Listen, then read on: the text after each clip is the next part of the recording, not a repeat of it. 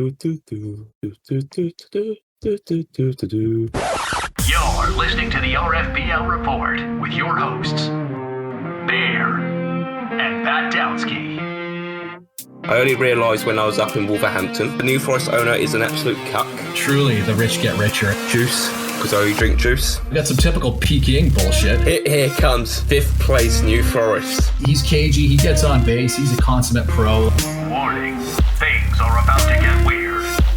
Greetings, salutations to yet another episode of the RFBL Report.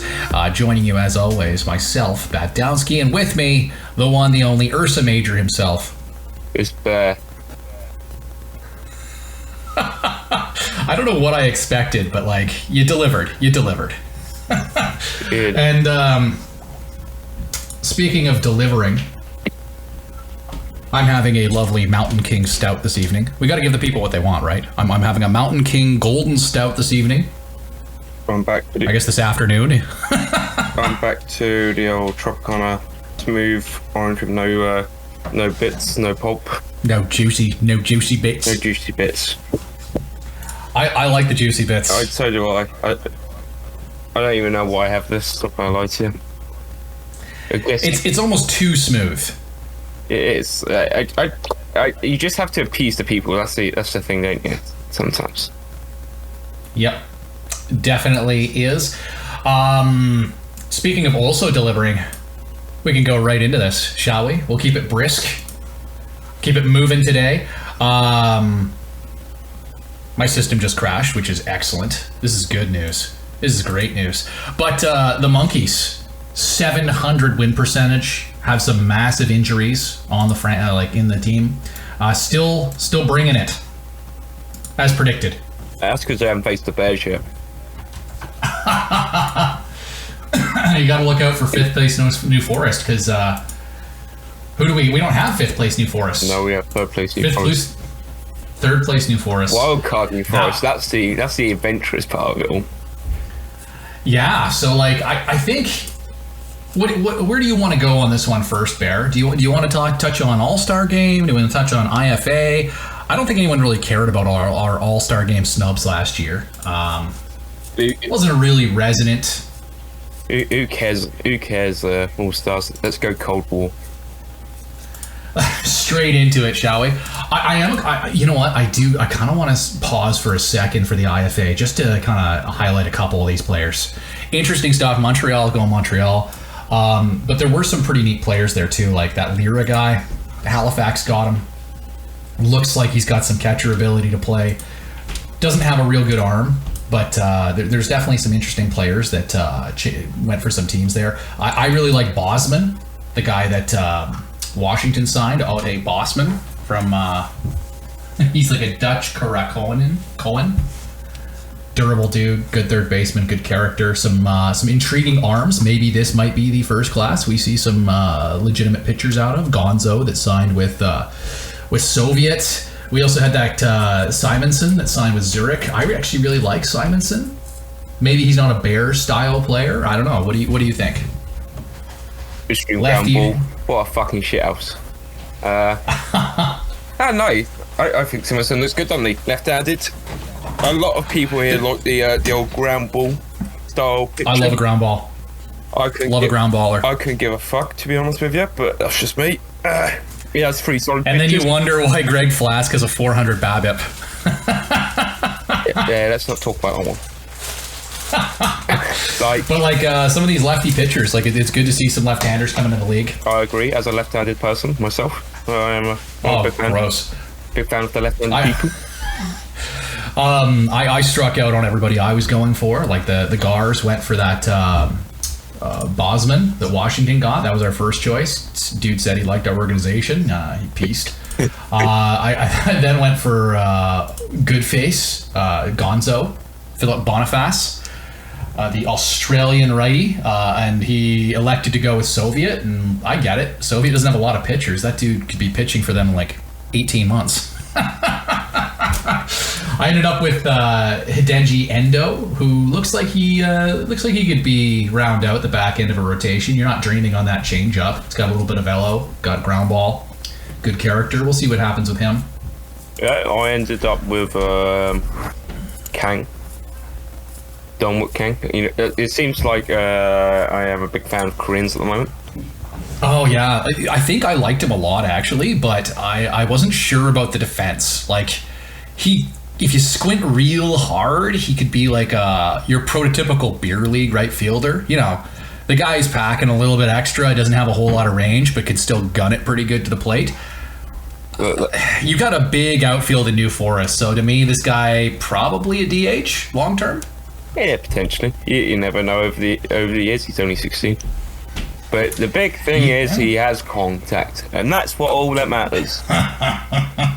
you go to the search bar, you click on contact potential, and you go 65, 60, 55. I'll go for 65. Fuck it. And here we are. I kind of like he might as well. Like, you're rolling the dice, you might as well roll the dice on a guy that looks okay, you know. I like some of the teams that grab two guys. Like, I see Beijing got a guy that looks okay as a catcher. Abeyager Kaweli. That looks like an okay catching prospect. He split his money between two. I kind of like what Kitchener did. Jose Vega looks like a big reliever energy on that kid, right? Like 20-70 circle change. That's probably never going to pan out, but like 2+ pitches, ho hum. Like, he looks like he could be a quality middle reliever. I believe he gets circle change. He's gonna ruin the Mickey Mouse League in about 10 years' time, and I'm gonna be very sad. Ardman looks like an average middle infielder. He's 16. Maybe he gets a little bit better. Who knows? So like, there's some teams that did that. Rain City did it too, with Alfredo Garza, who has an 80 catcher ability, but no ability to hit whatsoever. So we know what Jeff's doing there. all about frame, no cares bats. He's doing the Hannibal, a guy that can't hit worth anything, but like is gonna frame the hell out of that ball, and who's to say it doesn't work? Sylvain Mouton looks like a reasonable defensive guy. So like, I don't know. Some of these teams, we'll see who really did well in 8 years. I find Mouton strange because his gap power is almost reached its potential. Yeah, like if you look at any other, like usually any other player, like they don't have any like gap out, like any of their hip ceilings. They're just floors. Yeah. Weird. It was a solid class for sure. I think this was actually a pretty strong IFA class comparatively. It's really interesting. I don't know what Wall Street's doing. Like, I don't mean to be a dick. I don't want to keep laying into the teams that are stuck. But I'm looking $5 million for Zachary Aylesbury. He was there last year, actually. I remember this dude. I got a lot of scouting on him. Doesn't seem like he's going to hit. Doesn't seem like he's going to defend. I don't know. Do you see something different? Like, how does your scouting compare on young Mr. Aylesbury? He has a A+ name. Like, that's a great name, Aylesbury. Like 50-50. Not great. Not good. Not bad though. It looks like it can be like another 2 catcher and just give some leadership. Yeah. He seems like a real Greg Zahn to me. Minus, like, I'm not going to make any, like, I'm not going to say anything about his character. I just mean, like, yeah, he seems like one of those guys that hangs around as a kind of a backup catcher for a bit. Might have a couple of years where he looks better than that. It's just sit around for about 10 years. I mean, about $1 million. Yeah. We'll see. Maybe he'll fashion himself a good major league career. Like, I don't think I get to talk. I threw money at another guy with questionable control and changeup. Like, I don't get to be super critical, but that was an interesting one to me, for sure. So, IFA. Would you say that's covered? Do we get that? I like the last bit is the Woodcucks and Kim. I like Kim. Oh yeah. Man's durable. Man steal bases. Man has eye. Reasonable middle infielder. Yeah, he seems like a reasonable, like, roll the dice at second base kind of thing. Like, there's a couple of those. Like, he's basically the same tier as Ardman. Yep. A couple years older, so maybe his floor is a little bit more projectable. But yeah, I like him. I think be solid. I think Ramirez that the Monkees got naturally is a reasonably good hitter. It seems like he could play fringe center or like a pretty plus left field. Like that's the thing with these IFAs is that like so much stuff can happen. I like the Willie DeJesus that Pyongyang signed. Like again, fringe center field, quality corner guy, good leadership. Like that, he's going to be a future captain. But like so much can happen to these guys in development. So yeah, I'm loath to spend much more time. I can vouch for that. Well, that's just it. Like you've done really well in the IFA market, have you not? Oh, the IFA market is probably one of my best things. Like you got that's where Big Ben came from. IFA. Big Ben, Red Dip Pros. Yeah, Red Dip Pros. Yeah. He's been a Bear legend. Like that. Red Dip Pros is he's had a hell of a career. I cannot believe that dude. He's 54 WAR already, and he's only 32. Like, don't get me wrong. There's guys that completely die off in their early 30s. Alex DeLeon didn't make it into his late 30s, but Ret de Pros has one of those bats where it's like if he loses a little bit of home run power, a little bit of contact, he probably is still generating a fair bit of offense. Plays first base, whatever. Oh hum. His big thing is staying healthy. If he can stay healthy, no reason to think he can't keep accumulating. Man, sorry, that's two-time MVP, Ret de Pros. Two-time MVP. That is definitely an IFA success story. So a lot of people are going to be hoping that they get their very own Ret de Pros this year. And that's why you hunt yourself a 65 contact potential player to become a Ret de Pros. Yeah, I guess. Whatever. Like I got Danny Alvarez in the IFA market as well, right? So like, I don't know. You can go other ways as well. Yeah. He had quite a successful offensive career before settling into somewhat injury-prone glove merchant for the Monkees. won several rings. Like I think he's actually got the most rings in history, doesn't he? He probably does, to be honest. Guy's a winner. He's a winner, Bear. And that's all that matters is getting real rings.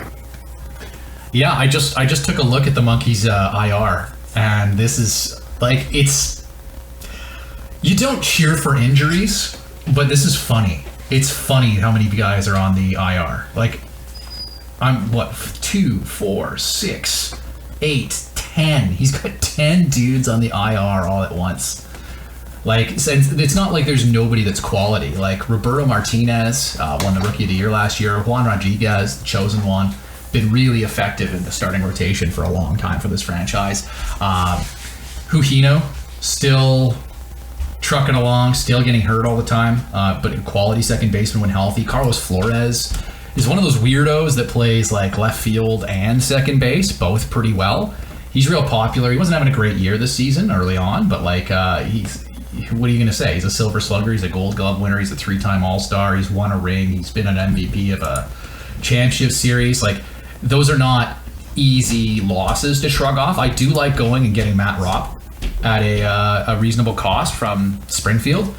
He hasn't hit well in Minnesota since coming over, but like he was amazing for Springfield early on. And for a guy that wasn't willing to pay anything to get Matt Ropp, to get him on that $3 million contract and then flip him for a better pick than he was offering, that's a tidy bit of business. That's a good move for Springfield. It's a good move for Minneapolis, bringing back a guy that they drafted, they developed, they traded away, and now he's coming back to provide a little bit of power in the heart of the order while they've got 10 dudes on the IR. Yeah. He asked me earlier, how do you avoid injury? And I screenshotted the image of a player being durable, and then he said to me, "You know, Carlos Flores is Iron Man." I went, "Shit."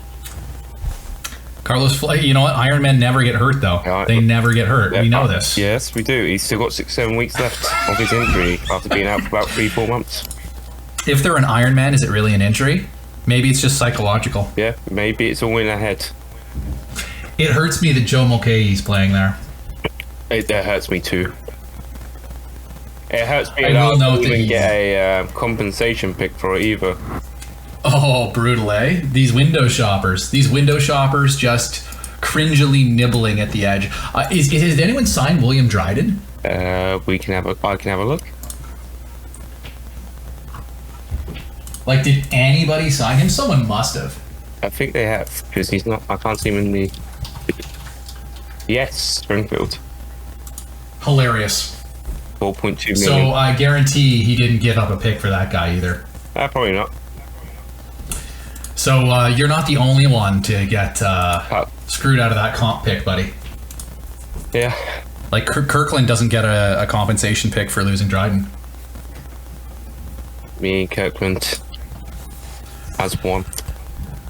Yeah, I will note that Muscle's done on pace for his normal 2.5 WAR. He was doing a lot better before, but Kitchener run into some injury problems, and now he's being pressed into service higher up in the lineup than I think Zabby wanted. But still, 95 OPS plus, elite defense. A lot of people, I don't know if he's worth a comp pick. Well, I don't know. Seems like he's been worth 2.5 WAR. Like, it's something. He's got a couple team options too, so if he continues to produce, he could stick around. But that's if he survives the wreckness that he suffers. Look at his injury history.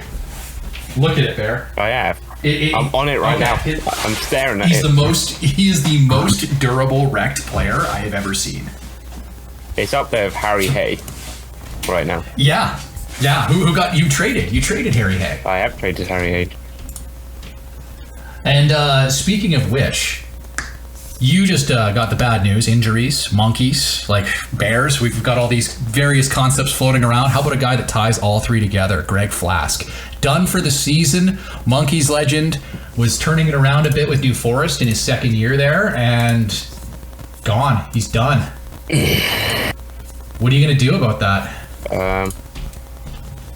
I go into my AAA and I bring up Justin Coleman to the bullpen, and then I have Sunnyvale's Al Flores pitching at number 5. Fair enough. Al Flores has had some success before. He hasn't been good for a few years, but he's been okay. At the moment, this year is the year of the comeback. That's a lot of years remaining on that, man. You took on 4 guaranteed years at 18.4 of a fragile arm. It's 31 years old. That's bold. That's bold, but like, you know what? Not being bold doesn't get you to the dance, does it? No. I mean, look at all the flame I got for taking on Chaidez. Yeah, Francisco Chaidez has been really strong for you. He's putting up like not a Holland Trophy win kind of season, but he's been like a quality number 2. That's great. He's been 15% better by ERA plus. He's been 19% better by FIP. He's been really good for you. He's looking like he's going to strike out 230 guys, pitch you 200 innings. Like, that could not have worked out better for you. That shit get banged.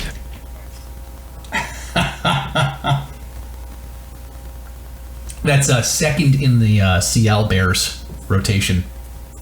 Second best rotation in the CL right now. Who would have thought? Not me.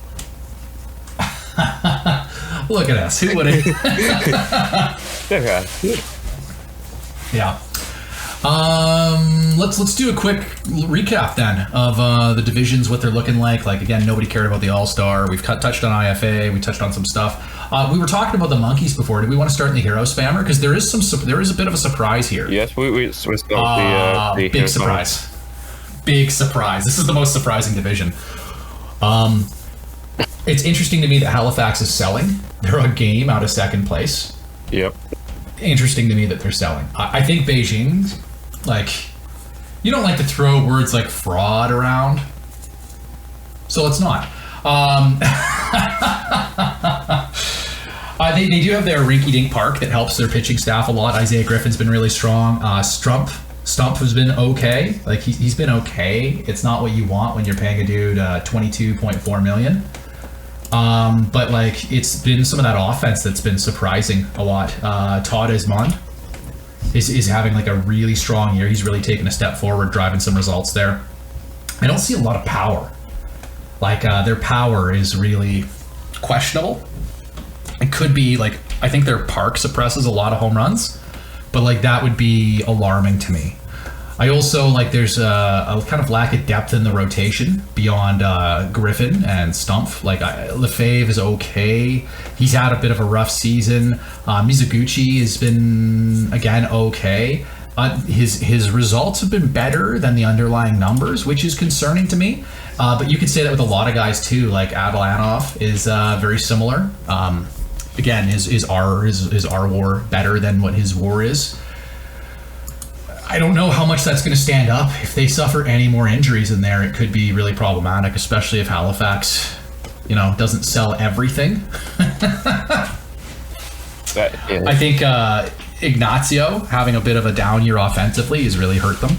64 OPS plus is not what you want when you're paying the dude almost 10 million, or he's locked in long term, escalating up to 10 million after this year. Yikes. Yeah, it's not. That's probably not terrible value if the glove continues, right? Like if it's all about balance, isn't it? That's the balance in all things. Easy, Thanos. I have a soft spot for this guy. I hope he bounces back, but we'll see where that goes. I'm concerned that if the pitching takes any kind of downturn, like their FIP is not good. It's 11th. If that ever catches up, it could be a rough bit. I think they could carry on. It's Beijing. They tend to do that. Beijing bullshit. Yeah, exactly. Those China teams, man. Sure. But they are a team that I think could get, especially like if you look at the run differential, like Halifax could very easily pass them. Oh, yeah. Provided they don't delete too much from their stuff. Like they just moved Taysir today, who's 35, but he doesn't have a great record, but he's been pitching pretty good. Like he'd be the second best arm in the Beijing rotation right now, and he just moved him to Kirkland. But like there's some other guys there. We'll see what happens with Halifax. It seems like, remember when in the off season we talked about them, and they're like, well, they could get old, and that would be problematic. Mm-hmm. And that seems to be what happened. Hey. Yeah. The age has struck them.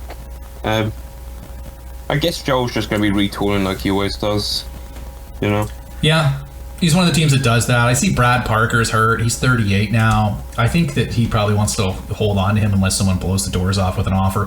Jose Lara, 38. He's in decline a bit there too. Again, these guys are a little injury prone. Yasuda, 36. He's out for the rest of the season probably. Ryan Morley's 36, and he can't hit to save his life this year. He's got like a 51 OPS plus. He's got an extension of $2 million coming this year as well. Oh, does he? Yeah. He is good defensively though. Like Morley's good defensively. You're not getting Morley so he puts up big offense. Not at age 36. Elroy Burgers, he of the extension. He's been okay. That's basically what you expect out of Burgers. Last year maybe a bit of an aberration, but him sliding a bit is still wins above replacement. He still wins, still runs. You got to come up with. Macias, again 35 and falling off a little bit. It's a good thing for Kawicki. Kawicki's having like an MVP caliber season at age 27. It is a good thing for Kawicki because he is he's been really dominant bat in that lineup. Same thing with Willie Villarreal. Bit of a bounce back. Like he's got a 391 OBP right now.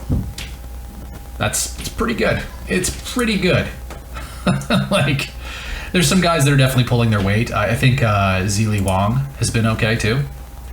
Like, you always want more out of a guy with the attributes like that, but you're not gonna be upset with a dude that's pacing for roughly 2 WAR at a shortstop.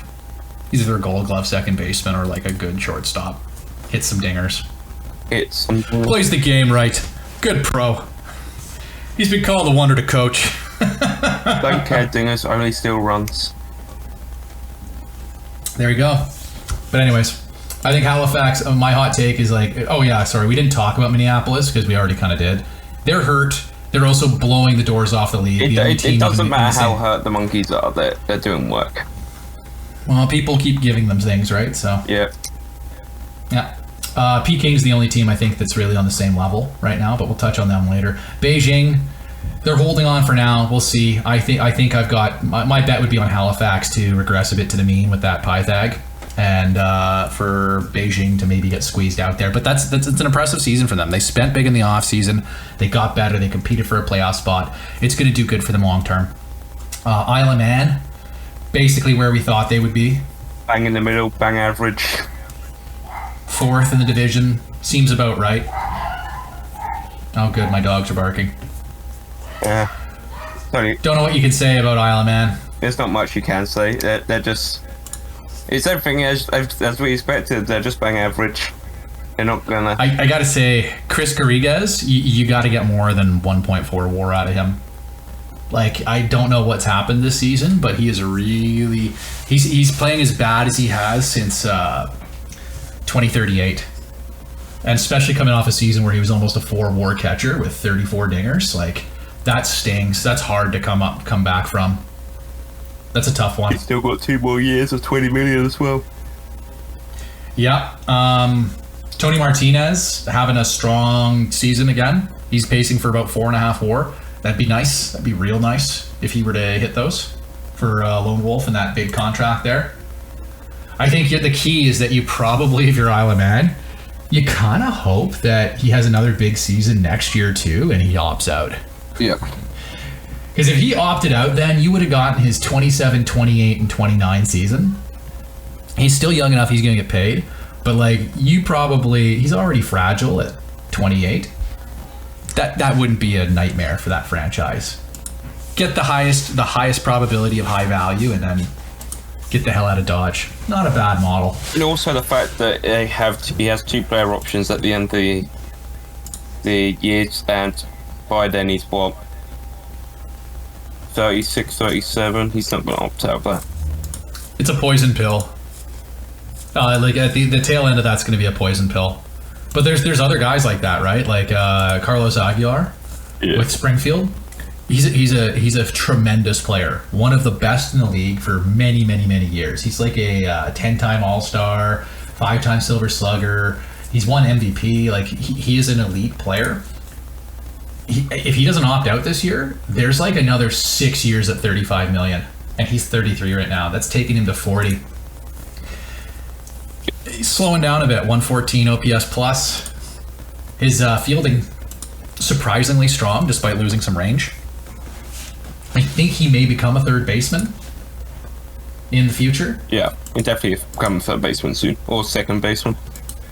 But that's another one where you might be sad if he opts out, like he's a franchise legend. You don't really want him to go anywhere, especially if it's not gonna give you much of a return. But like if he were to drop 6 years at 35 million off the tail end from his first 33 to 39 seasons, that's kind of a blessing. I'm bouncing around again though. Yeah. Sorry. This is what happens when you don't do any prep. Woodcucks. Woodcucks. Woodcucks. I am so mad at this team right now. They're doing better than... they blew me up. 3-game sweep. I scored like 1 run across 3 games. I had 11 hits in 1 game and scored 1 run. It was my only run of the series. They scored 28 to 1 against you. Oh, Jesus fucking Christ. Yeah, it tanked my run difference. I was up in that like Halifax tier, and a series against the Woodcucks just gone. My team's a fraud is basically what I'm getting at. Ghost Division dog shit. That's what we get. You can thank me. You can thank me for Mike Anastasio needs to send me a check for $50 for be that player of the week thing, because that is going to help his case as a free agent. Oh, I guess he's extended. My bad. But he had 6 home runs against me in 3 games. He had 4 in 1 game. I cannot believe this was a guy in my system that I traded for a dude who immediately died. And he absolutely bludgeoned me. He's pacing for 50 dingers this year, so good on him. Good on the Woodcucks. I've done a lot of shit talk of the Woodcucks. It's fair. I ruined my playoffs, Daddy. Daddy, oh no. Oh no. Listen, when you get beat 28-1 by the Woodcucks, they're your dad. I don't make the rules. Woodcuck. Yeah, absolutely. They just demolished me. I will say one dude that didn't do anything in that series was Jeff Mark. So Jeff Mark, now that I've gotten through the series and only lost my firm footing on a playoff spot, fuck you. No. Man is not having a good year though. Man is not having. He's not having a good year. That's looking like a poison pill contract, as mentioned. It still has yet to get up to its full value of 28 million. That's still for another 2 years. Oh, so I'm just looking at Ironmonger. Oh God. He's got to be done soon, right? Like, please tell me. He's still got 2 more years left, and he's on his 4th year of negative WAR in a row. Oh, poor Ironmonger, poor Woodcucks. They just looked at a dude. He was coming off a really strong season in Kitchener. Like, he was really good in Kitchener that 1 year.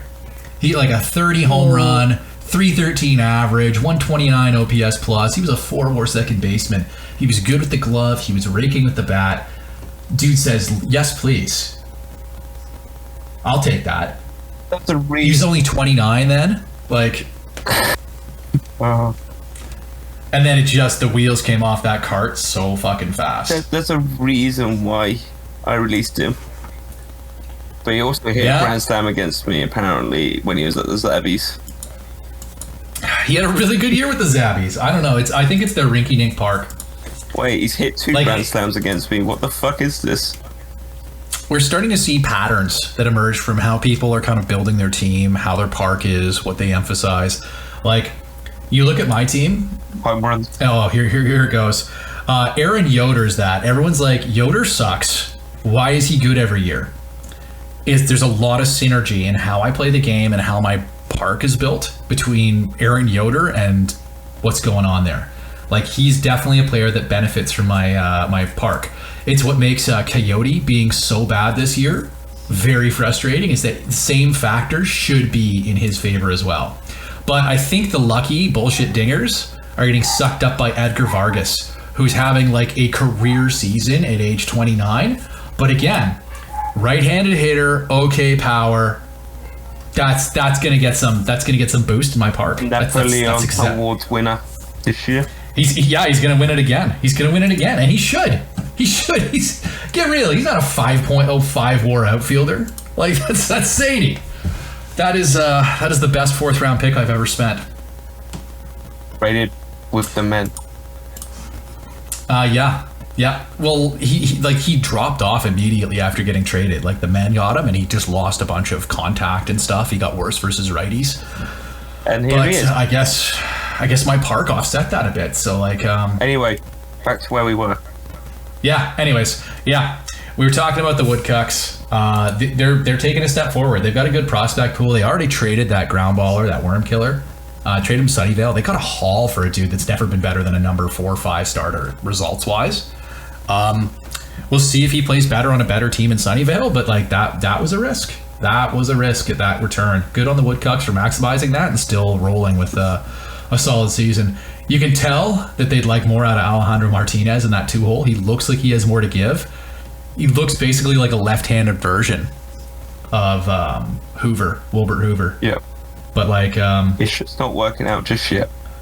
Not yet, but we'll see. It's only 2 starts in. He's been a reliever. We'll see where he goes. But the Woodcucks, good for them. They've won 8 of their last 10. They've won 8 of 10. I hope I'm not playing them soon, actually. Fuck.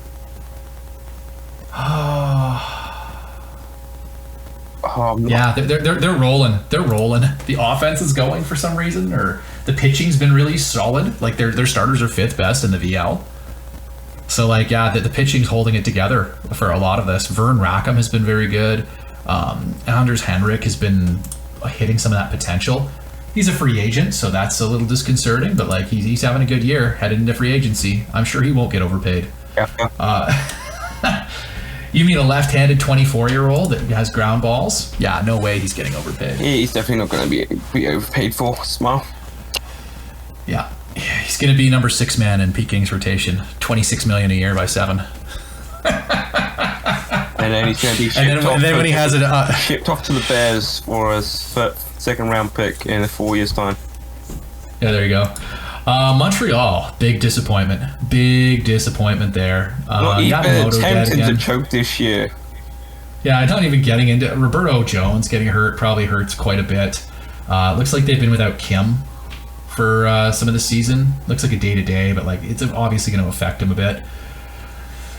He's only hitting 306 with 85 contact skills, so like that's a little surprising. It just looks they're dead last in offense. The lineup just died. I think, like, not to take a lap on this guy's misfortune, but like I think we fucking said that, didn't we? What's that? I think we said his lineup was a little scary, not in the good way. Yes, they were very average, I think we said. Yeah, like everything had to go right. So Roy Peace going from a 131 OPS to a 76. That's problematic. That's rough. He's deserving that Napolio. Kevin Jeffries has played okay for him so far. Dave Eikenberry's been hurt much of the year. Kim not playing as good as he was last year by a little bit, you know. Just a little bit off. Wiyuna's not having a great year. He's doing okay, but like again, it's not driving a lot of positive results. Felipe Cortez hasn't hit well at all. That really stings. Like he's still his normal self defensively, but he is not hitting, and it's definitely to the detriment of an already like stretched lineup. Yeah, it's okay if like one or two are playing, but like not hitting their potential. But when it's like basically your entire lineup,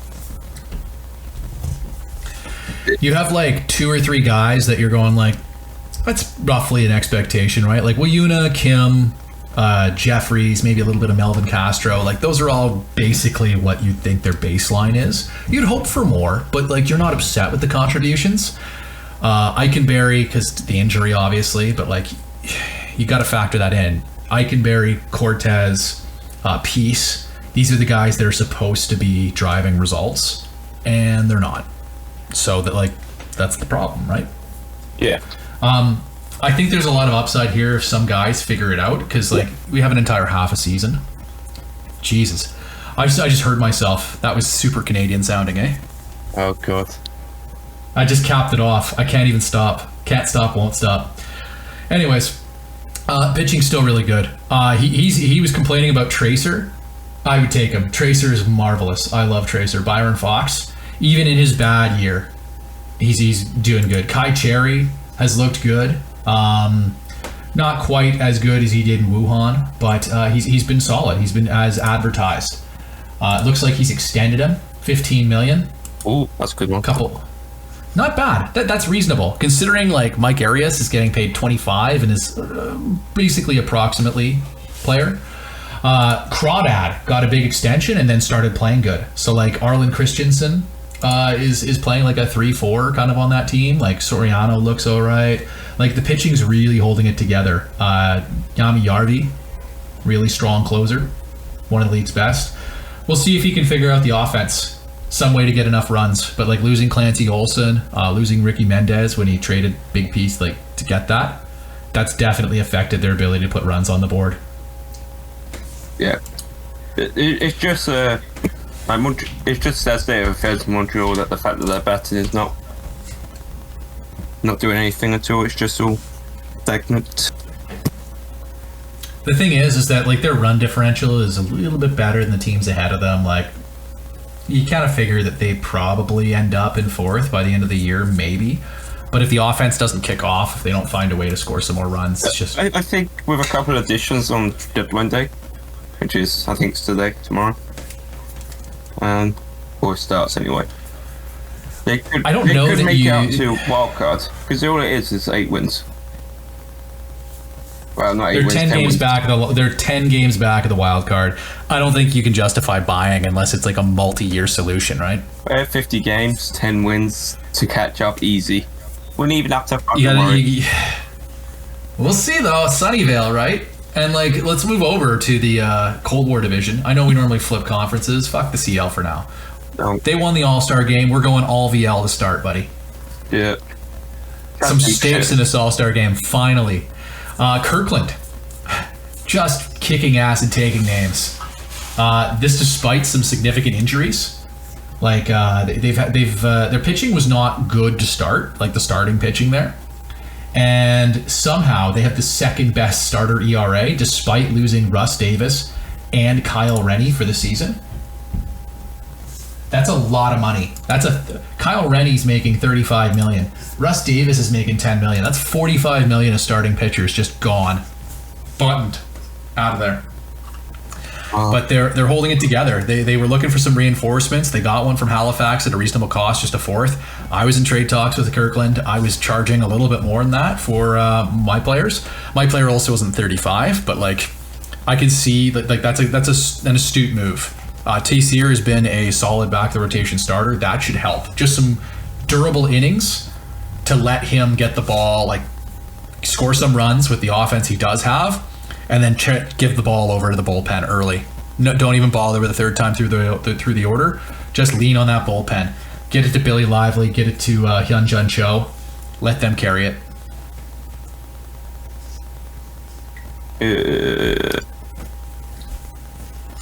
Fifth best offense, fourth best at preventing runs. I like this team. It's a very good, above average team at doing everything. It's like they hit ball.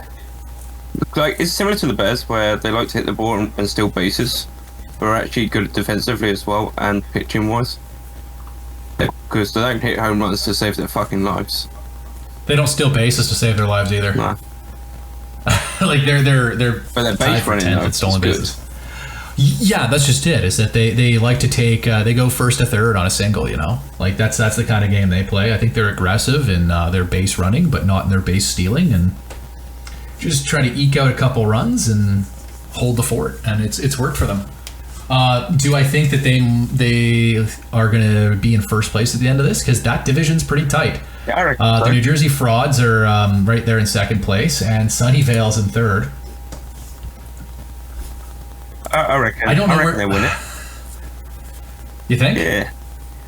I think we said that I think when we did our off-season preview, we thought that Sunnyvale and Kirkland were probably the two teams at the top of this one. We said Kirkland and Rain City. Did we? Yep. Oh, I think I liked Sunnyvale too, though. I think I said the wild card. You said Sunnyvale. We said Sunnyvale Bubble Child. Mm-hmm. And they're Bubble Child, so I think they're. It's not as surprising to me that they're ahead of Rain City as it is how far ahead they are.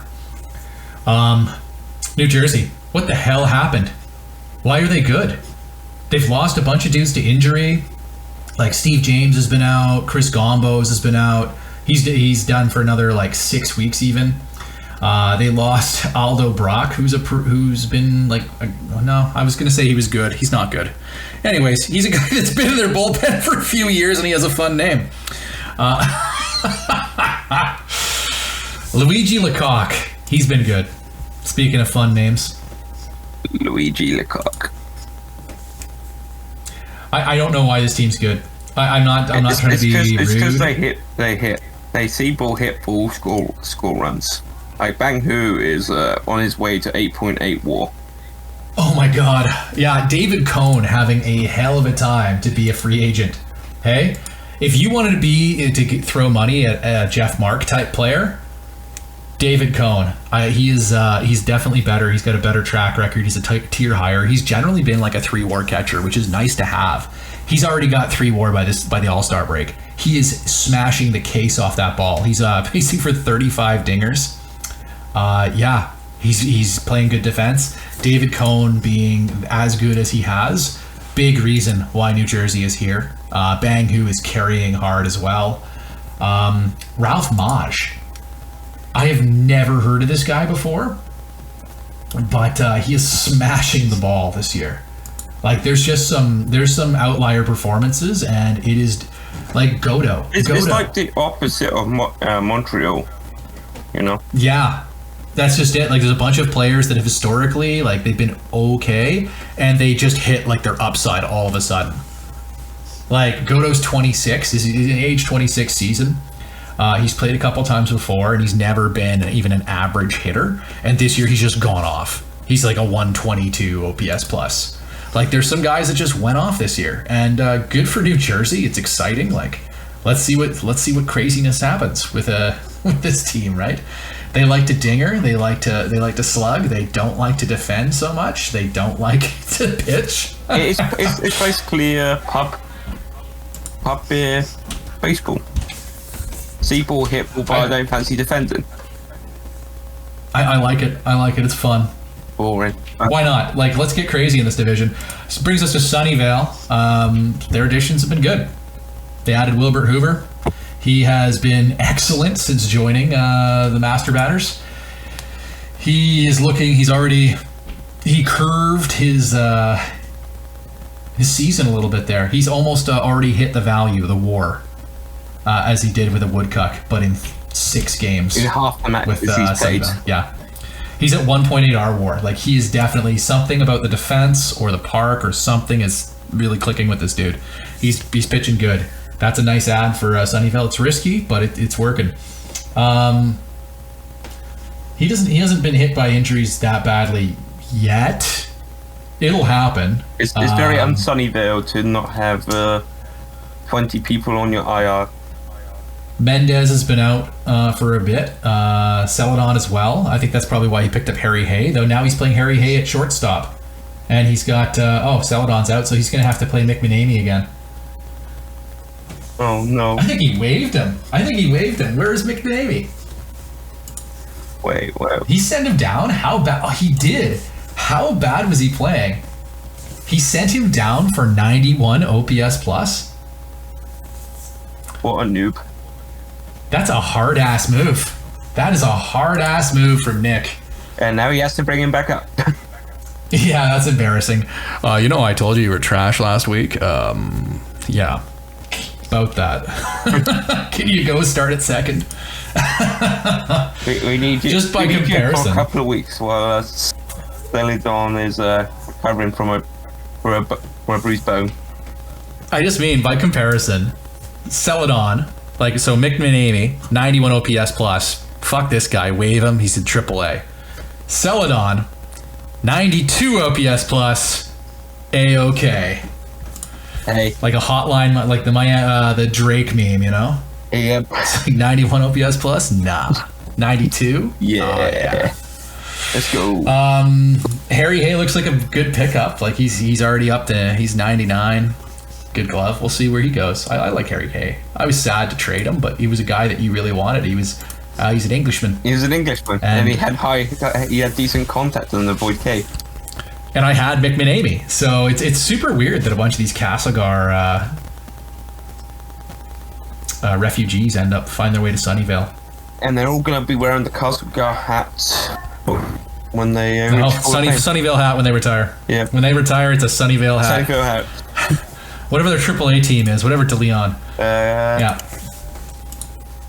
Kate Breton screaming seagulls. Yeah. Seagulls legend, Robert McNaney.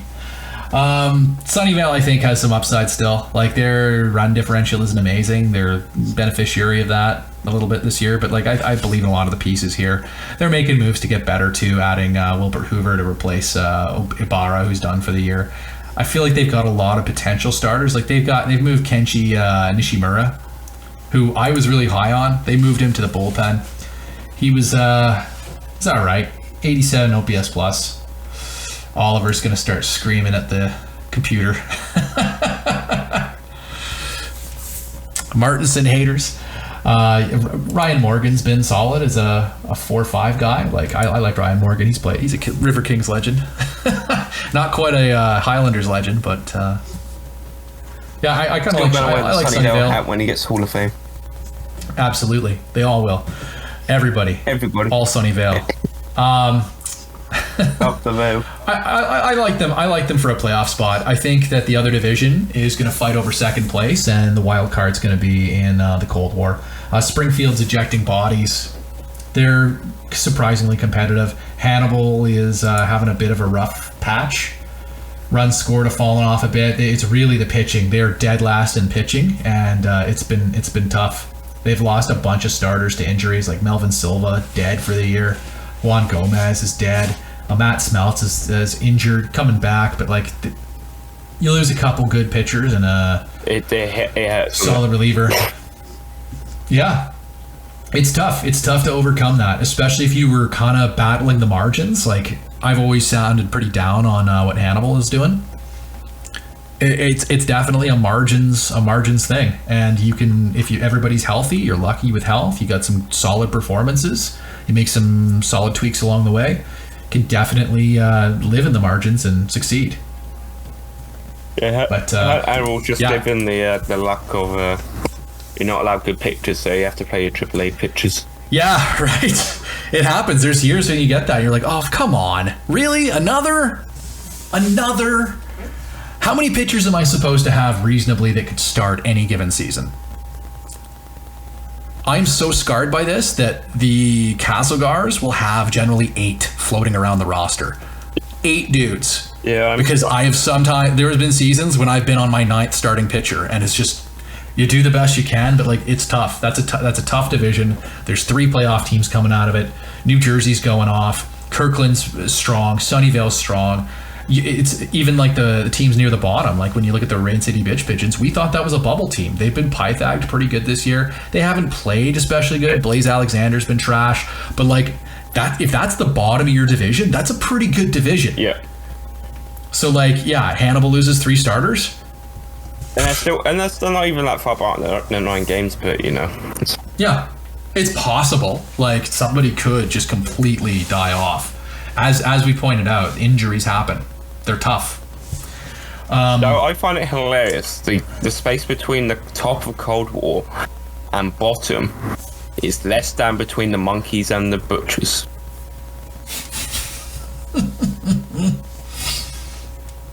I don't know, man. I think Heroes the Monkees division is the worst division. Thank you. This is I feel like this is a last dance kind of season, and I don't want to oversell it, but like injuries beget injuries, and if you've got an aging team and they start getting hurt, they tend to continue to get hurt. They don't get healthier as they age. Like I've been here before. I am speaking from experience. There was a stretch of years there where I was losing a couple starting pitchers every year, and they went from guys that were like kind of solid number 3 starters to nothing. They just turned to dust, and they got hurt real bad once. It hurt their ratings and their how much they could their durability, and then they just got hurt again. And they were done. They were AAA, AA guys, and like the Monkees guys are a much higher tier than that. I don't expect them to turn to dust, but if you have a couple injury-plagued seasons in a row, it definitely impacts like your production. It definitely impacts how your players are going to produce and their ceilings and their floors. So this buttoning this year is definitely concerning for Minneapolis. Just one more year. Anyways, I wanted to talk about the Rain City. Zachary Dees. Dees nuts indeed. He's having a hell of a season, hey? He's at 6.5 WAR right now. It looks like he's trying to single-handedly carry the Rain City to not be bottom, and yet everybody around him is just useless. I have to check out what the 2035 draft was. He got that guy 18th. I'm going to be so pissed when I see what I did then. I can tell you. I'm looking at it right now, Bear. Oh, he picked before me. I had 2 firsts that year, and neither of them were before him. Oh, very good. I didn't even get. I was worried because Zach Dees looks phenomenal. He's really destroying competition this year. It's too bad that they're having we're full struggling a little bit. Like just the results. His R WAR significantly worse than his WAR. Some guys are having struggle years. Blaze Alexander is bouncing back a bit now, but for a while there he was really struggling to hit. So there's a bit of that going on. Some interesting power sources though. Like this is a very dinger happy team, it seems. Yeah, they've had some injuries. It's just very strange how Rain City are doing so badly, you know? They lost 4 guys out of the bullpen. So they had their bullpen kind of ravaged a bit.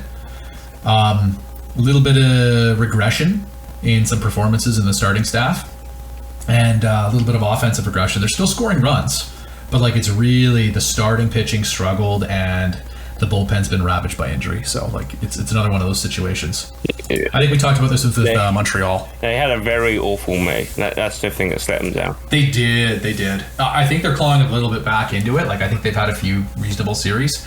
I don't think they're going to be a playoff team this year, but like they're a tough out, if that makes sense. It's just one of those down years. Like Rain City will be back. You don't see Rain City come into town and you're like, oh, thank God. I can pick up 2 out of 3. You don't immediately assume that. And that's when you have one of those injury years, when you have one of those weird random years, you just hope to be that and look to position yourself to bounce back nicely. Yeah, definitely. So there's the VL. Let's do the Mickey Mouse Clubhouse. Actually, you know what? I'm going to refresh my beer. Refresh beer. Refresh beer. I'm going to chat. It's 6. I'm just going to chat shit about the other teams then. Do it. So Newfoundland. Let's say better in it.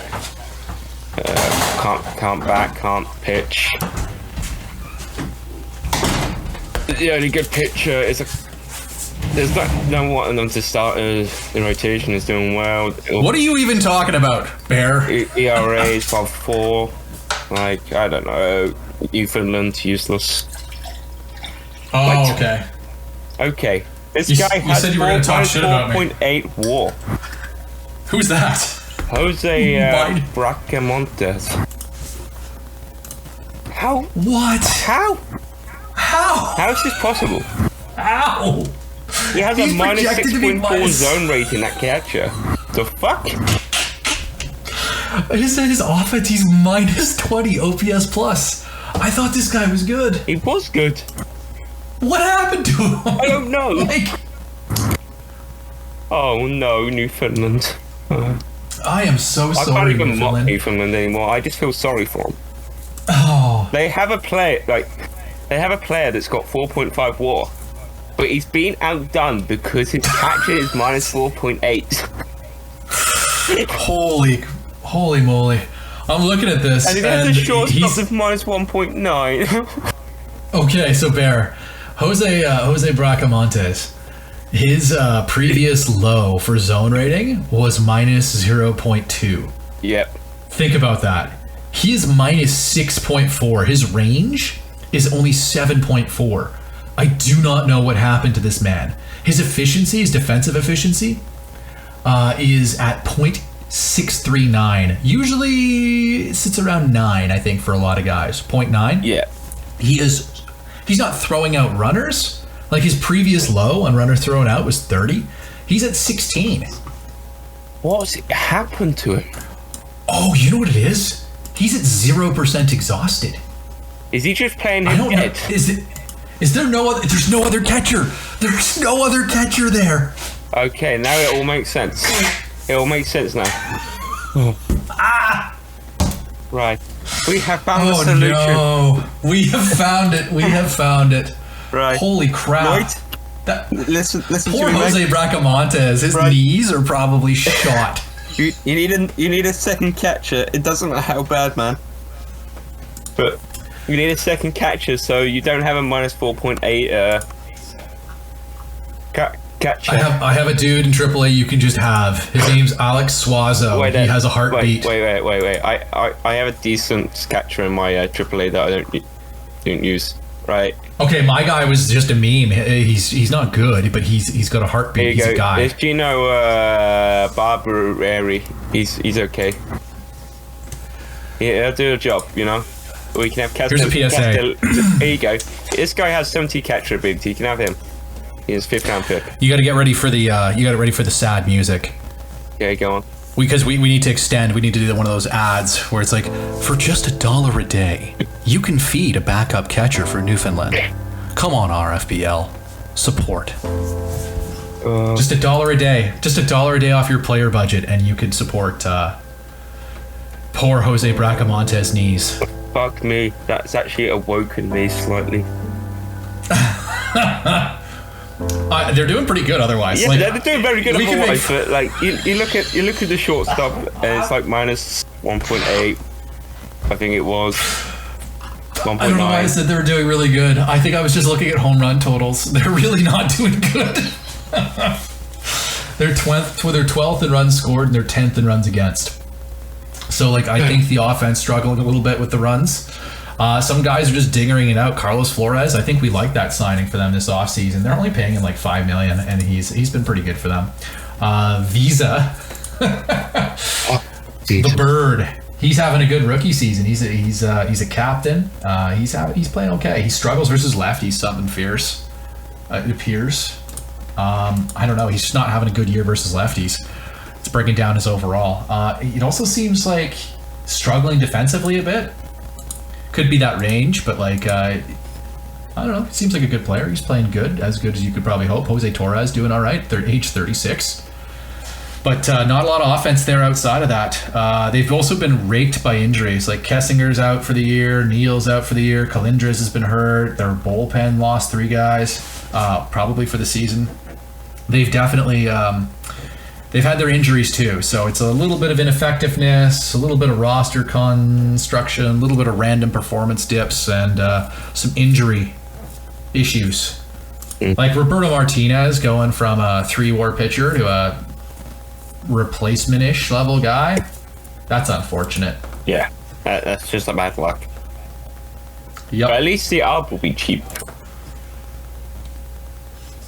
The arbitration will be cheap though. Compensation. Yeah, it'll help them keep their payroll down. Big brain move. Get those extensions in when they're shit, and then that's why I'm. Or when they continue. I'm mustard, man. Yep. Right. So fun times, but I don't know. Newfoundland having a trying year. It's difficult. Get a backup catcher, please. Soviet. Please. I think it will really help. I think your catcher is so tired he can't defend and can't hit. And he's making him a shitty framer. As someone who's a wicket keeper in cricket, I think it's bullshit that he gets tired anyway. But you know, it is what it is. Yeah, goalies should play 74 games a season. Yeah, they should. I've got Joel and Craig are both like, yeah. I agree. If man wants to play, let man play. That's my opinion. Right, let's move on. Let's move on to something less torturous. Soviet suddenly became good at pitching and bad at hitting. What? One extreme to the next. Nice job, Era. He's still got. I shouldn't say good at pitching, but like they've allowed. Last year is a very slow bar. Tied for 8th puts them in a mushy middle, and when you're running guys in the rotation that have like 6 or 8 ERA, like that's impressive. I think the bullpen's pitched a little better. I'm not sure. Yeah, it's okay. It's not great, but it's not the worst. It's defense. I think the defense is driving these results.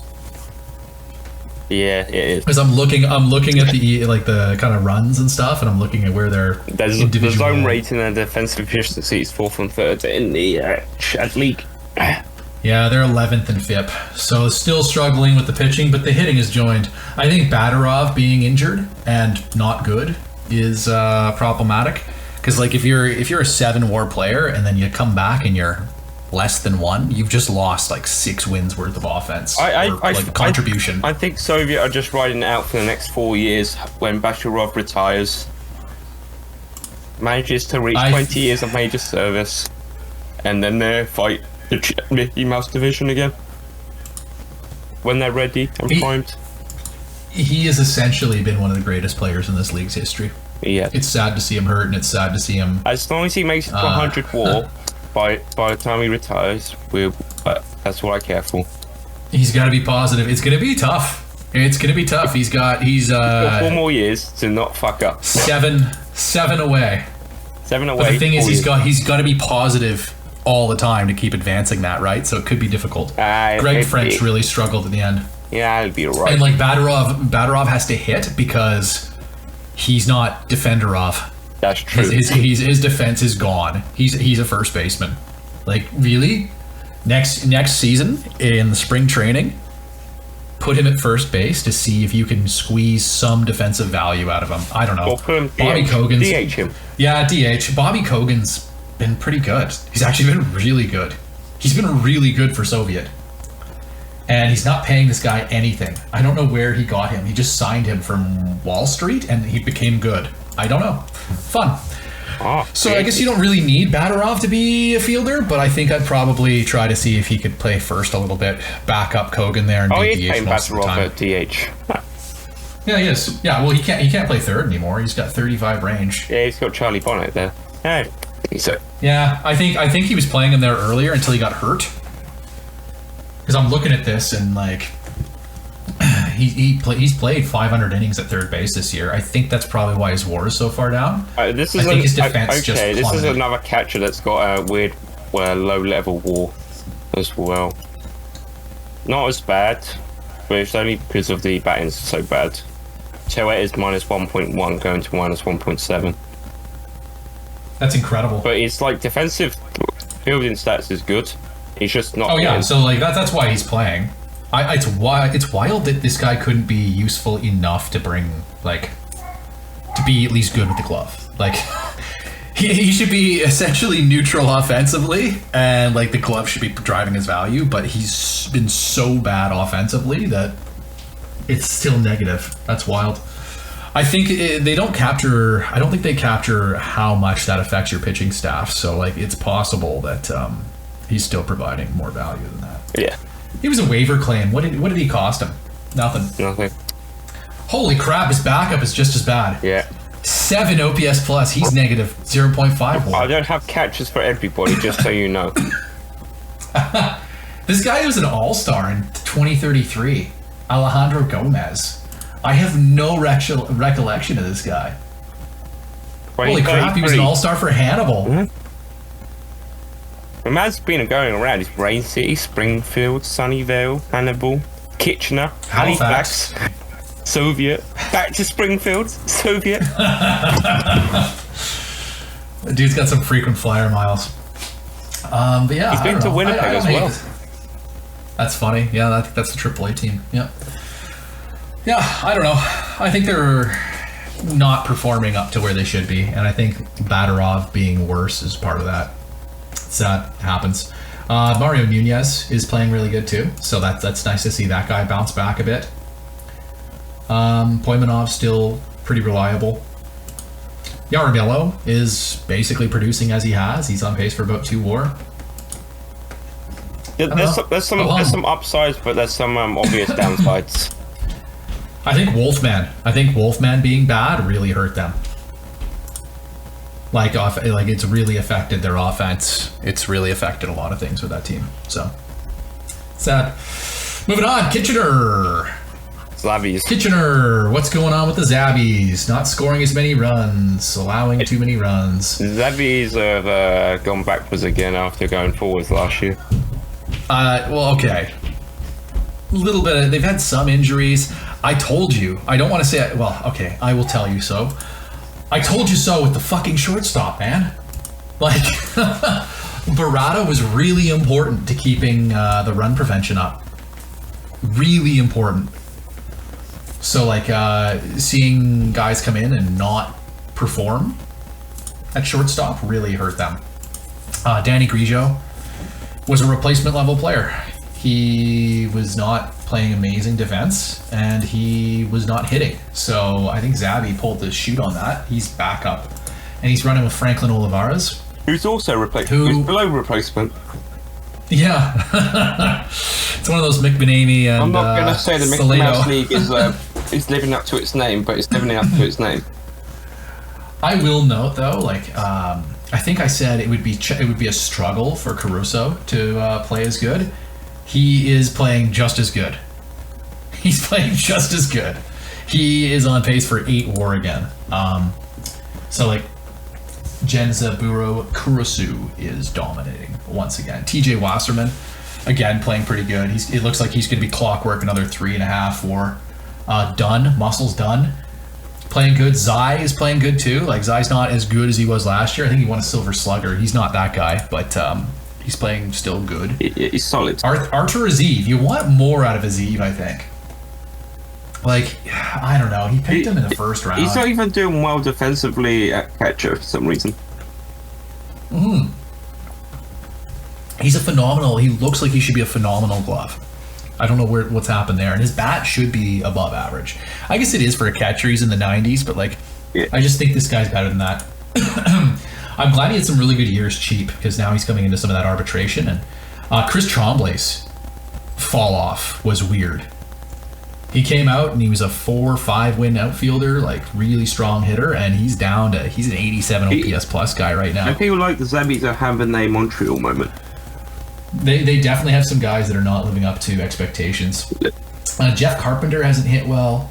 Matthias Schuh has. I don't know. The offense is just, some guys have unexpectedly taken a step back. And the pitching is not as supported by the fielding. And they've struggled a bit. Alex Gonzalez has fallen off for some reason.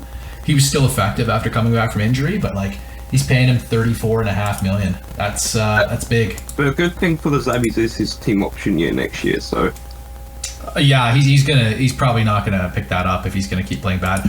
Cordova falling back to earth after having like a fringe Holland season last year. That stings. I wonder if that has to do with he's a big time worm killer. Chris Melendez has been okay. That's the big rookie arm. You're obviously are hoping that he would be providing some stability there, but he's doing okay. Harry Fenton, really good this year. That's looking like a really smart signing. That's what I was hoping for when I got Ethan Skinner. Yeah, it was like a 2.5, 3 WAR guy, but like Fenton's looking like almost a 4 this year, and he's signed. He's going to be signed for a few years as well. Durable guy, gonna pitch almost 200 innings. I like Harry Fenton a lot. He's having a good year for the Zabbys. Yeah. Matt Sullivan. He'll make it to the team option years. Matt Sullivan's been good. Like, the Zabbys have a bunch of good guys. The bullpen falling apart with Kim. A little surprising. He's been pretty consistently a 2-win guy. He's just having one of those off years. Sometimes that happens on it. Yep, definitely. We'll see what happens with the Zabbys. I think they're going to struggle a little bit down the stretch with some of these other teams, but still a quality roster. Give me a sec, Bear. It sounds like I've got to go do something with a pork belly. That's cool. Yep. I will be right back. I'm doing a Joel recipe, so we'll talk about that more.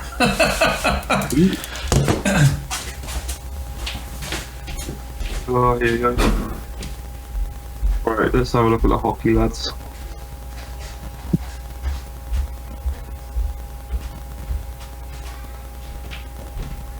Ice hockey, here we go. So the NHL.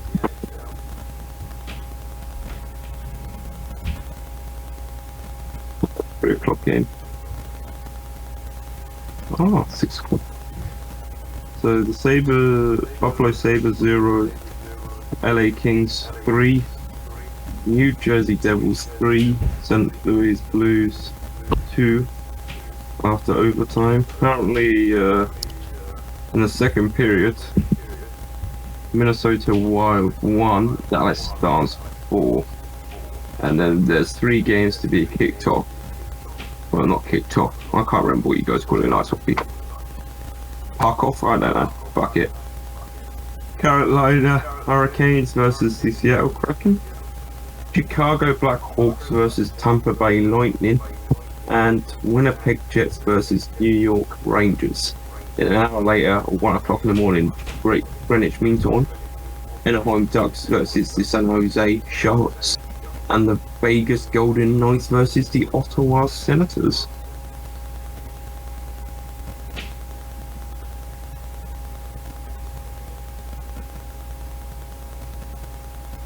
For our basketball fans, the Boston Celtics defeated the Brooklyn Nets by 126 to 120 at 6 p.m.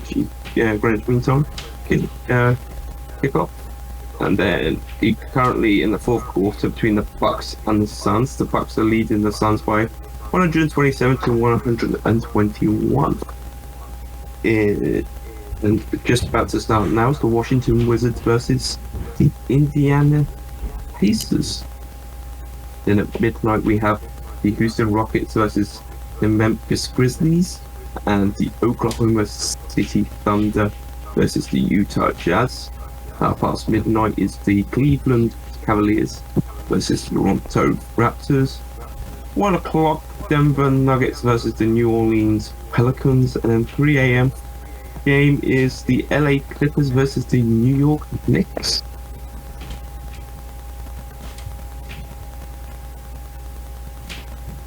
power.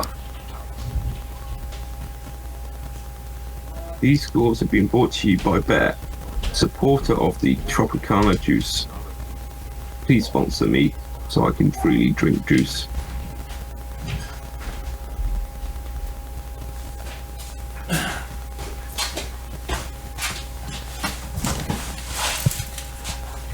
All right, sorry. You're gonna love the edit this time. Oh yeah? Yeah. Oh shoot, you're gonna have to tell me when I did that. Yeah, no, I had to do the pork shoulder, or pork belly. I've been cooking it all day, like 6 hours at 200, and I'm gonna take it out. It's got an internal temperature of 180, that's appropriate for pork. So I'm gonna take it out, cut it, and I'll fry it in pork fat later. Lovely. Yeah, it's like a Korean barbecue. We're Canadians. We're- Yeah, we're weird. It's cool. Anyways, we done kind of Kitchener. We'd probably expect them to finish probably 4th in the division at this point. Yeah. Here comes 3rd place New Forest with a dead important pitcher. Yeah. What are you gonna do, Bear? It's the trade deadline. What are you gonna do? Not gonna do anything. I'm just gonna rest on my laurels. I see you added Alex Ortiz from Sunnyvale. Bring some of that power bat. Yeah, That's an interesting departure I for you. realised my biggest weakness is hitting home runs, so I thought I'd get Dude can hit home runs. I get guy who hits home runs, and he hits home runs, so everyone's happy. And then I gave the picture as well now, Al Flores, which is coincidence to losing Greg Glass. Yeah, Al Flores, might as well squeeze some value out of that guy. He's going to be paid $18 million a year for the next 3 after this, so let's see if he can be an effective starter for you and maybe get you some surplus value on that. Yeah, you know, it's worked out for some others, so, you know. Watanabe's having a great year, man. He's looking really strong again. Amaya is basically what you expect out of some of those other catchers we were laughing at. Like, I don't think Carlos Amaya is very good, but he's fine. He's good with the glove, and he hits just enough that his glove makes him okay, you know? Yep, and Salvo Masi, who's the backup catcher, is actually doing a bit better. Oh yeah, he's having a good year offensively. Which every time I look, I go, maybe I'll swap him around. Maybe. Might be this. I guess he's got the same catcher ability, right? So, like, I don't know. Yeah. I think Amaya is probably, just because that arm is like a plus catcher. The framing's okay. But, yeah. I don't know. I like Amaya fine. He's just a guy. He's a guy. Just work, that's all that matters. I got a guy like that, too. He's just a guy. He's fine. Rhett DeProst having another good year. How's Alex Castellanos doing? Alex Castellanos is Alex Castellanos. He's hitting for 85 OPS plus. Yeah. Which is... It's okay. It's okay. Okay defense. He's lost some range, it looks like, to my guy. Yeah, yes, lost some range. Oof. That's kind of unfortunate. So, yeah, his zone rating is not so good, but, you know. It's okay, though. Like, unless you're going to either have, like, a sentient glove that does nothing offensively. So the thing is, if his bat gets a bit better, if you're looking at a guy that's 100, like, look at Sluggo with Zurich, Alex Rodriguez. If you could get, like, a little bit better at hitting, like, maximize on that 70 contact upside, just because, like, 275, you kind of want higher for those contact ratings, you know? We kind of hope he's going to hit a little better than that. Yeah. So if he gets that closer to a 300, 320, then you're looking kind of like a Tony Martinez kind of outfielder, you know? I think he could be really effective, so we'll see. I've got my fingers crossed. I like the player. I'm just baiting out the cheap RBs into a cheap 10-year contract, you know? There you go. Sometimes it works out, sometimes it doesn't. Bill Selmy being Bill Selmy. Distinctly average as always. Steals bases. What a weird player, but no, that's fun. Man is Ortega? Man's stealing another fucking 60 bases for the year again, so you know, it's all good. Ortega's been pretty good for you too. It's kind of weird, but it's just one of those years on that. So he's not as good as he has been for the past few seasons. So yeah, but I think you probably don't catch Wuhan. Wrong. Bears are gonna make it. Oh wait, he gone Park. He gone. Yeah, exactly. He's injured. I didn't see that. That's unfortunate. That is tough. He was having a hell of a season too. Like, he was having a really strong year, and now he's just done for the year. That's rough. Rough to lose a guy of that caliber. Ivar Jessen's been injured a lot, but he's been fairly effective. I just think the Wuhan's, like, their pitching staff is going to hold together, provided they don't lose some more guys. I don't know. They seem very Barry. Like, you and Wuhan kind of have, like, a mirror image thing a bit going on. He doesn't quite do the gap power as much, but, like, he's got a lot of contact hitters. A lot of contact hitters. And everybody's kind of hitting some home runs. You know, it's kind of weird. It's home runs by committee. It looks like a lot of, he could have like 2, 4, 5 guys hit 20 dingers. Yeah. Dingers by committee. It is a bit more home run focused to my avoid Ks and get. And ideology. But yeah, we've long been critical of the offense, but the offense is really kind of going off a bit this year for Wuhan. So I think they probably maintain second place. I really like Pyongyang. They haven't been even hurt that much this year. Not really. Their rotation, a couple guys underperforming a bit, but like they've got the offense to carry it. Yafrikov has fallen off a lot. He's looking more like a 2.5 WAR instead of a 6. That's painful to deal with. But like Loic Feliz going off this year for another fringe MVP kind of season. Marco Niev's pretty good. So if their health stays together, no reason that they shouldn't stay in first place. I think we picked Pyongyang and Wuhan as 1-2 in this division. Really, and said there could be some weird things with New Forest and Zabbys. We put Pyongyang as ring collector. Yeah, that makes sense. And then Zabbys and Wuhan to be second, third positions. Yeah. Okay, so there's a little... And the Bears were in a league of their own below them. Yeah. But the Bears are hot right now. The Bears are doing good. I think they have a reasonable shot, a puncher's shot at the wild card, especially with some of the frauds from the worst division in baseball, the Scotia. But yeah, I think Wuhan and Pyongyang are pretty solidly 1-2. They're both going to be playoff teams. The Bears could very easily be a wild card, or they could dick punch themselves into oblivion. We'll have to see. Oh, we know what's going to happen. Everybody knows what happens to the Bears. I'm just waiting. Here comes fifth place New Forest. It's in the intro, man. It's in the intro.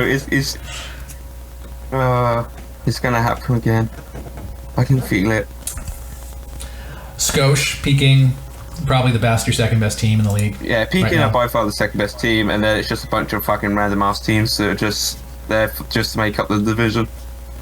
Losing Kim really hurts. Like that's a tough injury. Akiyama's hurt a bit too, but like the offense is big. Toet's having another great year. Liu is back, destroying baseballs. So they score a ton of runs. They prevent a ton of runs. They're really good. Peking is the worst starter would be a 2 bully team of the league. Yeah, Martinius Anderson, big. Like, I guess he's playing pretty good. He's pitching better than the other guy that we talked about, Nishikami. Yeah. 2 WAR, so I guess like eggs on my face. 2 WAR pitcher for $30 million. Dun dun dun. Boy, am I embarrassed. It could always be more. It could always be less. There's still time left of the season.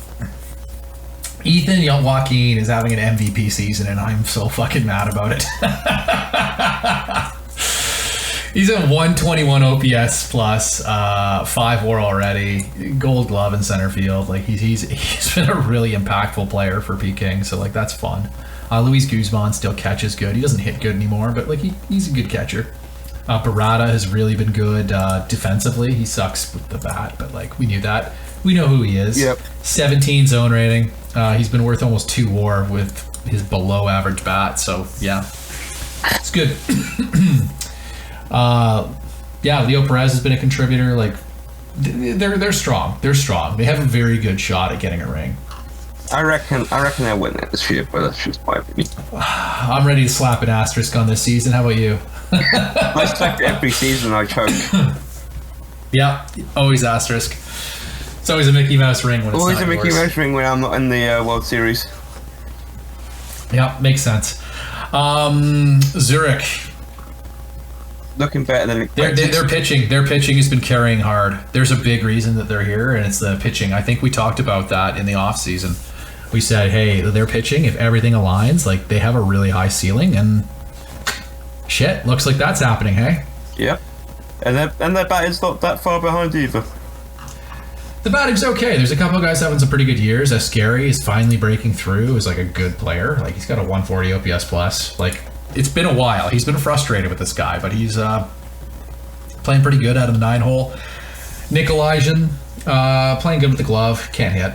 Like they really get there with pitching and defense. Like Robert Aguirre is having not a great year. He's a good guy in the dressing room. He's a good glove, but like he's playing replacement level, which when you're one of the guys making money is tough.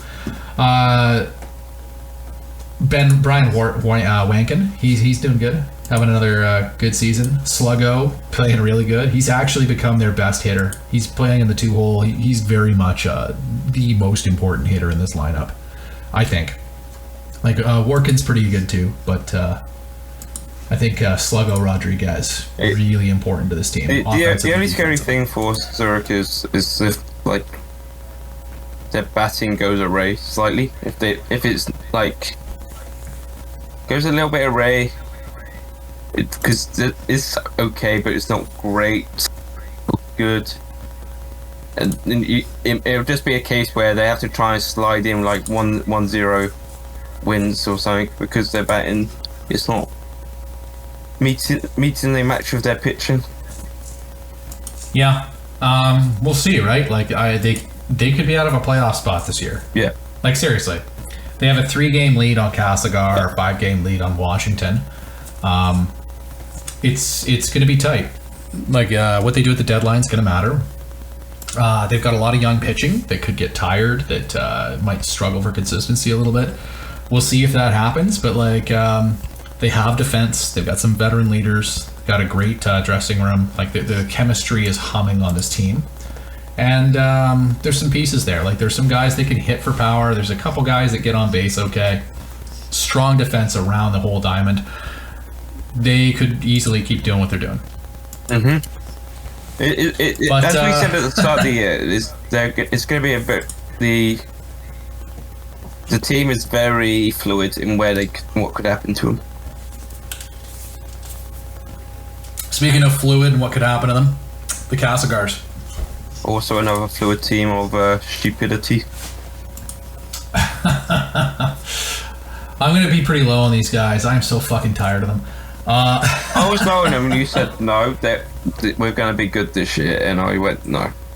I thought we were going to be good, like better than expected. I think I'm frustrated because I've come off an 0-6, so like you can't lose like 9 games in a row or something and just be, yeah, everything's fine, it's all good.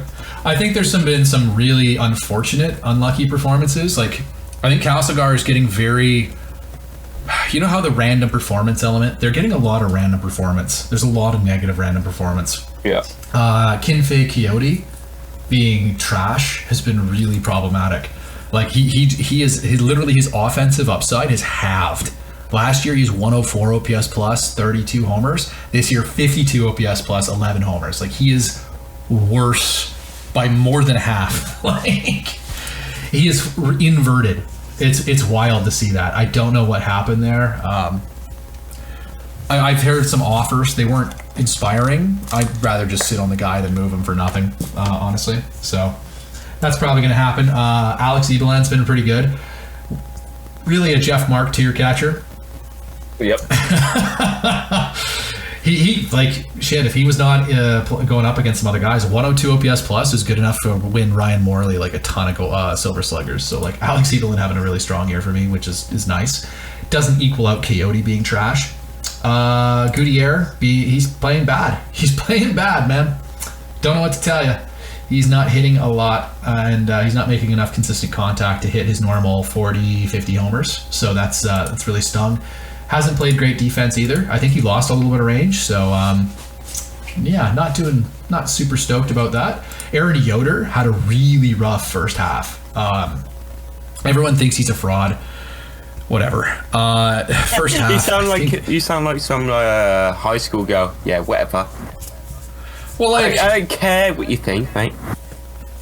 Well, I don't know. At five of those in a row, like you just look at the history and you're like, okay, from 2035 to 2040, 6 seasons, he was between 3.5 and 4.9 WAR with like 30 to 45 home runs. It's consistent. It is the same guy every year. So when he was like a -2 WAR, like I think at the point he was like -1.8, and his OPS plus was 40, and I was like, oh my god. He was really bad early on. He's turned it around a lot. Now he's at almost 2 WAR already, 98 OPS plus. If you want to know why Zurich won't make the playoffs, it'll be somebody like Aaron Yoder or Danny Gutierrez going on a heater. The Castlegar offense just dingering like a ton of things and just leapfrogging them, and then New Forest not cooling off. Like, it's going to be one of those bullshit collapses, or it won't. We all know what's going to happen. Washington are going to make it to second, and the Zabbys are going to make it to third, and everybody loses. Yeah, everybody loses. We'll see. Like, I think Castlegar struggled at times with scoring runs. They don't have anybody at second base. Angelo Gonzalez had a good first bit, but he has just regressed into trash. He's hurt too. They're trying to, we're working with Dwayne Watts, who's an outfielder at second base, to try and find some offense there. So we'll see what happens. Juan Velez could be a rookie of the year. He's hitting real good. He came on really hard. Juan Velez is it's like a Vlad Guerrero figure for me. We'll see where it goes. He's a short, stocky lad. I'm hoping for good things. Jung Hyun Kim, I almost traded to the Bears earlier this year. Man, look at him now. I was pissed at this dickhead. He got caught stealing like 4 times in one sim, and he had like a 200 OBP, and I was like, you prick, you get on base only 20% of the time, and then you get caught stealing all weekend? No, thank you. So I almost traded him, but he's been hitting a little bit better. We'll see where that goes. Victor Torres having a really resurgent season. Edgar Vargas having a Napolio quality one. He's like a 120 OPS plus. He's fielding good. He's not going to win a Silver Slugger. He's not going to win a Gold Glove, but he's having himself a Napolio year. The pitching's been uncharacteristically bad. Last few years, if you've been paying attention, they were pretty solid. Yep. Like, surprisingly so. Ethan Skinner's been legitimately bad. He's coming around a little bit now, but like, more walks, more home runs, more hits, less Ks than you'd expect with the ratings he's got. Danny Moreno has been hit or miss. I think he struggled a little bit with the injuries. Now he's down to fragile, and sometimes he gets a little battered up. So he's been okay. Gabriel Ortiz, again, hit or miss. Some days he's good, some days he's not. That seems to be a lot. Like the Corey Rice for the first half of the season was pacing for 5 WAR. He's coming back to earth, as we all knew he would. He's going to get dingered. He's going to give up a ton of home runs. And that's just how it goes. He's still a reasonable guy. He's one of those guys that you see coming up and you're like, I should be able to beat this guy. And then he just strikes out 12. Or he gets blown up. Like it's really it's a dice roll. It's a good dice roll. And that's the Castlegar pitching staff. Mika Perry is not having a great sophomore year. He's struggled. Early in the season he was quite good. He's struggled as it's gone on to the point where he's a little bit better than average. It just seems like he's walking more guys and he's given up a lot more home runs. I don't think he's going to keep walking guys. It's the same catchers. It's the same team. I don't think that a 65 control player is going to continue to walk above average numbers of players. So we'll see what happens there, but that hurts them. And then having 4 dice roll starters. Who knew that running 4 dice roll starters and a dice roll bullpen could be a recipe for disaster? Not me. Luis Nava's been trash. He was actually very effective for several years there. Like, if you look at his background, 5 seasons of 2-ish WAR, 1.5, 2.5 WAR, and then this year's just been awful. He's up to walking 5 guys per 9. So again, it feels like Castlegar is walking a lot more guys than they normally would for the players that they have. That's probably that seems problematic. Yanni Zavala not playing as good as he was last year. Eric Murray's back, which is nice. Tai Hoi Toi Tao is having a good year, actually, surprisingly. Usually I hate that dude. Yeah, normally you're trying to flog him to me each year. Every year. I just... And luckily, contract. Yeah. Anyways, the thing is, I can complain about this emotionally as these guys are underperforming. This guy's doing this guy's not great. Dice roll. They're 5th in starter ERA. They're 4th in bullpen ERA. They're 5th in FIP. 5th in pitching WAR. 2nd in strikeouts. Like, the GAR pitching, as mediocre as it looks, it seems to be holding together. Steve Tollett, Broadway himself, going to make an appearance at some point. He's on a rehab assignment. The bullpen, the guys that are not performing are going to get cut, and there's going to be other guys coming in, like Steve Tollett. He's been a reliever of the year. He's been a Holland winner. Bring in the toilet. Yeah, exactly. The big question is, Castlegar's not been very good offensively this year, about middling for runs scored. Really struggled to get on base or with the batting average that low. I don't see anything correcting that. And batting average. Pardon me? Worst for batting average and worst for strikeouts. Where are they for walks? Walks, first. 3rd in home runs. And as explained, there's a few guys there, like, they have gotten nothing out of their second base. Shortstop's been a black hole. So, like, their whole middle infield has been a black hole. And there's been uncharacteristically bad performances from third base and right field. There's reason to think that they could go off, regress to the mean. Means you'd probably see a little less production out of Edgar Vargas and Victor Torres, and probably more out of a bunch of other guys. So I don't know. I think their offense has a little bit more to give, but if you told me like they struggled with batting average and strikeouts, yeah, all right, yeah. I don't think this is the strongest team in the league by any chance.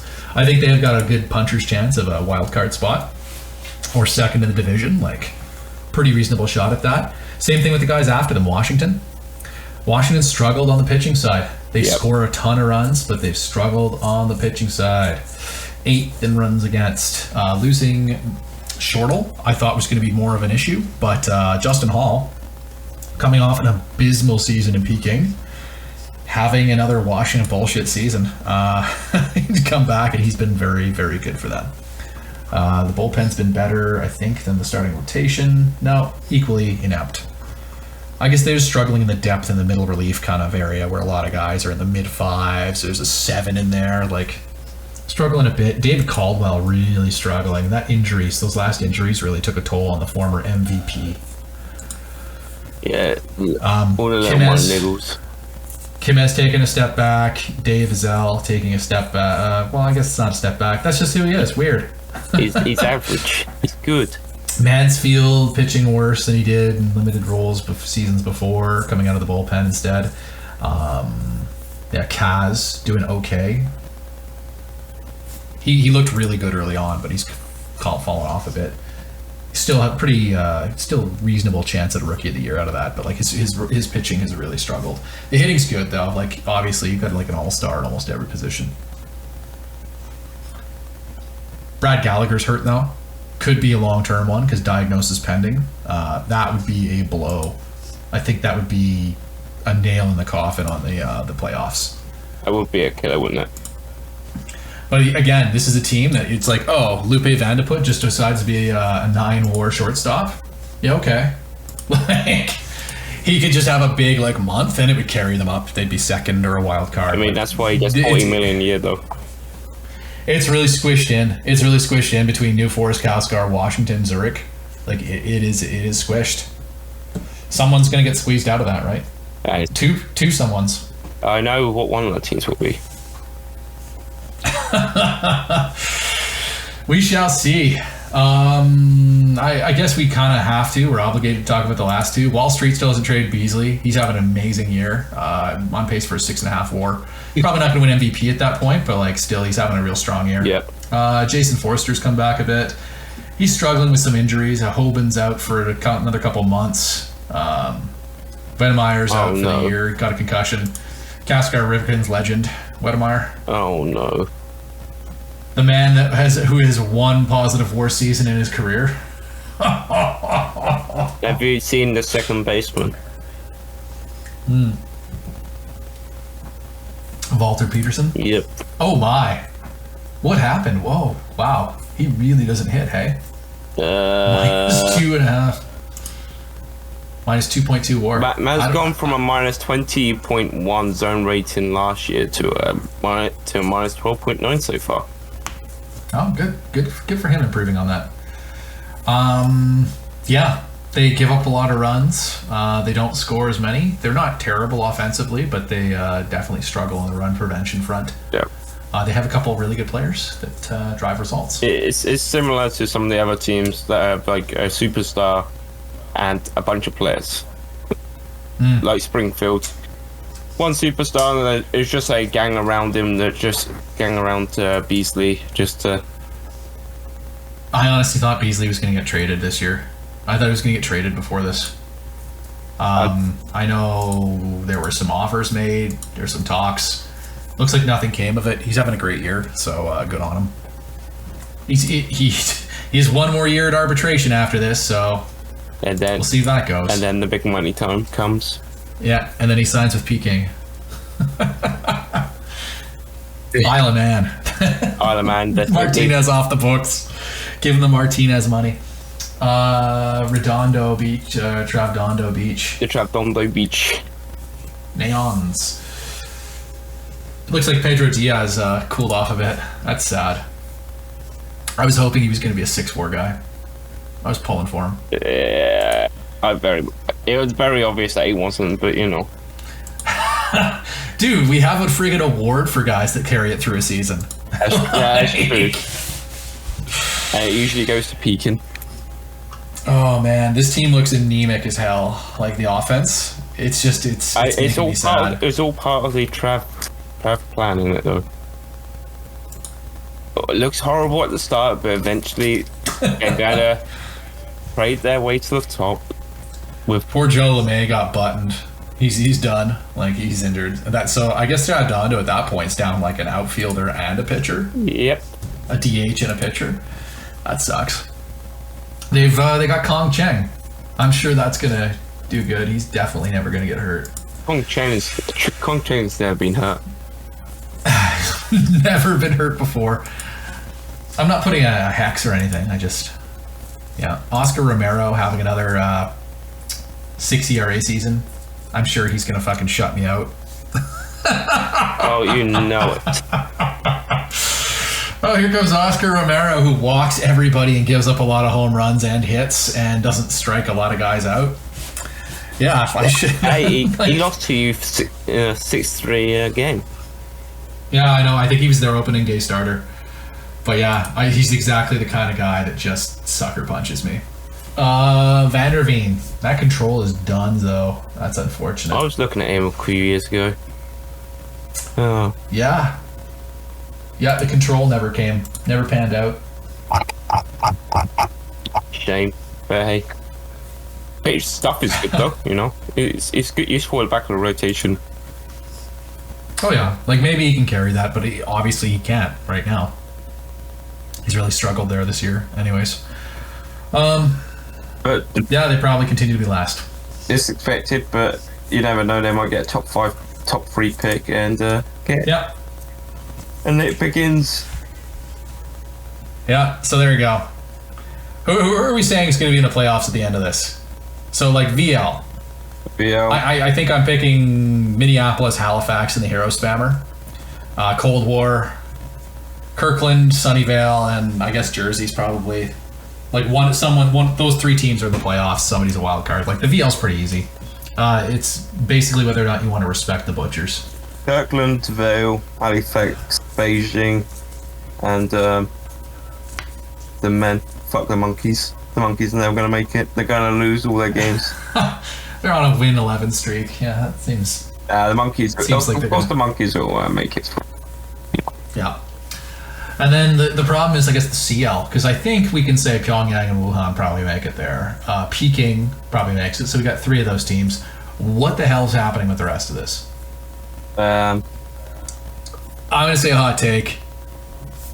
Oh no. I think the Bears. I think the Bears no! make it. Don't curse the Bears. The game's already I think the Bears done make once. it. I think it's going to be the Scotia. I think some teams in the Scotia are going to struggle. Somebody's going to get hurt. Somebody's going to get cold. It's just going to be like an absolute dogfight, come down to the wire, and we'll see where it goes. Zurich obviously has a head start, but like any of those three teams, It's going to could be second. And I think Bears just going to. I think the Bears are just going to stay just a little bit ahead of that. It's going to be Pyongyang, Wuhan, Peking, Washington, Zurich. But Zurich will get wild card. They won't get. Would be the darkest timeline. I don't trust my team to actually be good at anything at this point. I've already given up the ghosts. When has my team not coped themselves out of a position of greatness? Well, we'll have to see how it goes. Like, I think it's interesting. Things are interesting. There's a lot of tight races. There's a lot of surprises. There's a lot of disappointments. But like, it's only disappointments. Well, yeah. You know who you're playing next? Yeah, and I'm already disappointed. I'm expecting the worst. Francisco Chaidez gives up 5 home runs en route to a 6-5 win. It's like, okay, I got Francisco Chaidez open. Corey Rice time. Yeah, he's gonna lose to Chaidez. We both know this. It's gonna be nutty. It's gonna be nutty. And then what? It's gonna be Paywet and then Matix. Yeah, Paywet and Perry. And then you get a little show of your own Englishman, Ethan Skinner. I'm definitely going to be skinning him. Ha ha ha ha ha. Yeah, he's pretty bad. I predict 2-1 series win for the Bears. But yeah, we've kind of gone through everything. We've kind of re-examined some of the predictions we made. We've kind of talked about where we think teams are at, why they kind of performed where they're at, and whether there's upside there. And let's cut this one short at like 2 hours. Yeah. I can have a 7-hour kip before work. This has been the RFBL Report with Bear and Batdowski. To find out more about the RFBL, including stats and history, you can go to statsplus.net/RFBL.